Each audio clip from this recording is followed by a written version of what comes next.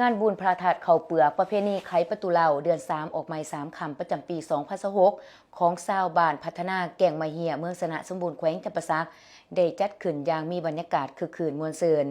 โดยได้รับความเมตตาเขาหัวมีพระอาจารย์ใหญ่คำพักพรหมไสยกรรมการองค์การพุทธศาสนาสัมพลาวแขวงจำปาสักประธานองค์การพุทธศาสนาสัมพลาวเมืองสนะสมบูรณ์พระอาจารย์ศรีคูณสิริปัญโยที่ปรึกษาองค์การพุทธศาสนาสัมพลาวประธานองค์การพุทธศาสนาเขตสงขิเลฝ่ายฆราวาสเขาหัวมีทานเดือนพรศรีบุญเฮืองห้องประธานแนวเล่าสังศาสตร์เมืองทานนวลตาคำประเสริฐห้องในบ้านพัฒนาแก่งไม้เฮียพร้อมด้วยองค์การจัดตั้งบ้านเฒ่าแก่มนโทยิ่งทรายหน่อยใหญ่ภายในบ้านเขาหวมทานนวลตาคำประเสริฐห้องในบ้านพัฒนาแก่งไม้เฮียได้ให้สัมภาษณ์ว่าการจัดงานบุญประเพณีพระธาตุเขาเปลือกไขประตูเหล่าปีนี้ได้จัดขึ้นเป็นเวลา2 วัน 2 คืนเริ่มแต่วันที่20มังกร2026เป็นมือเต่าโฮมพระสงฆ์สามเณรและตกแต่งเครื่องสัญญาทานต่างๆตอนแรก4 โมงสูตรปริตะมงคลฟังธรรมเทศนาตอนกลางคืนมีการครบงานตามประเพณีและในวันที่21มังกร2026ตอนเช้ามีพิธีทำบุญใส่บาตรสามัคคีถวายเครื่องสัญญาทานต่างๆแด่พระสงฆ์เพื่อเป็นสิริมงคลอีกด้วยพร้อมนี้ท่านห้องในบ้านพัฒนาแก่งไม้เฮียยังให้สัมภาษณ์เติมอีกว่า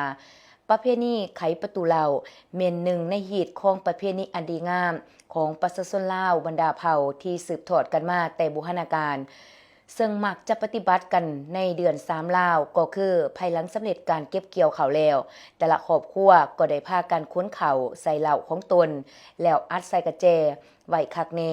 บางครอบครัวก็ปะไว้เฮือนของตนเพื่อเป็นข้าวกินประจำวันตามความเหมาะสมของแต่ละครอบครัว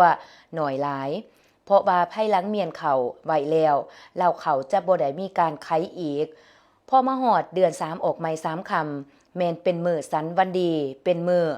กบบ่มีปากนาคบ่มีก้นเป็นมื้อกินบ่บกจกบ่แหงเป็นมื้อพักสิไข่ปงดอกนี่แม่นคำกล่าวขานของเฒ่าแก่บูฮานซึ่งพวกเฮาได้สืบสานหีดของประเพณีหีด12ของ14ก็คือชาวบ้านพัฒนาแก่งไม้เฮียเผ่าผู้ไทยได้สืบทอดกันมาเป็นประเพณีแต่โดนนานจนถึงปัจจุบันนอกจากนั้นการจัดงานบุญธาตุเขาเปลือกเป็นประเพณีไขประตูเหล่าเขา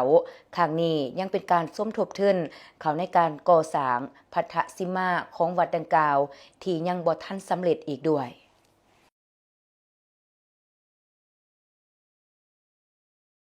ข้าพเจ้าก็ตั้งหน้าในบ้านเนาะห้องในบ้านเกมเฮียท่านนวลตาคำประเสริฐเนาะถือว่าในการจัดงานบุญปีนี้เนาะถือว่าเฮาเคยจัดมาแต่ดึกดำบรรพ์แต่พ่อแต่แม่เนาะที่ถือกันมาเนาะที่ขาดบ่ได้ก็คือหีดของประเพณีของบ้านเฮาและชาวผู้เก่าเผ่าผู้ไทยเนาะที่พ่อแม่ได้จับได้ถือมาก็คือหีดของประเพณีของบ้านก็คือของศาสตร์เนาะที่เฮาได้เคยเฮ็ดเคยทำมาเริ่มมานั้นทุกปีเนี่ยเฮาต้องได้เฮ็ดบุญพระธาตุเขาเปลือกขึ้น1 ปางของชาวบ้านแก่มเหียเฮาเนาะเพราะว่าเฮาได้เคยเฮ็ดมาแต่พอได้แม่เพิ่นได้จับได้ถือมาคันจับถือมาแนวนั้นเฮามาฮอดยกเฮาเส้นลูกเส้นหลานแล้วเฮาก็สืบทอดไว้อย่างนั้นเพื่อว่า รักษาหีดของประเพณีของบ้าน